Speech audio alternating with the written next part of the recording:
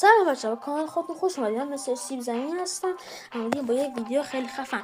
امروز یه سنسی آوردیم براتون که خودم استفاده میکنم، واقعا خیلی سنسالیه. این سنسور آخر ویدیو براتون میذارم. این سنسور جوری کار میکنه که کل تفنگای دوزن رو میتونه باهاش کار کنه. همش تفنگای دوزن فول هید میکنه. نکن بچه ها. و یه دونه از تفنگای خیلی مهم دورزنش که خیلی خوب میزنه اسکار 3 خطش از نگاه چطور میزنه بچه ها. عالیه. سه نیستی که اصلا برای اسکار 3 خطش عالیه. بچه ها اینجا ما اومدیم با استفاده امپیچرن کنیم که چطوری کار کنیم. بچه ها میکنیم و بعد میگیریم. حالا بچه ها همه شد میخوره. حالا شاید مهمترین تفنگ دیزرت، من بسته به نوع کشیدن تو دارم سرش نگاه میتونه میکشه هد میخوره.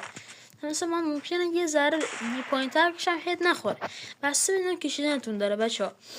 و بچه ها این بود از این ویدیو. و بچه ها الان سنسور بهتون نشون میدم و من بچه ها ممنون میشم لایک و ساب کنیم بچه ها. اینم از این سنسور. بچه این سنسور است و اسکرین شات بگیریم بچه ها و استفاده کنیم و در حال کامنت ها بگیم سنسور چه تفنگایی نمیشه استفاده کنی که من به شما نگفتم.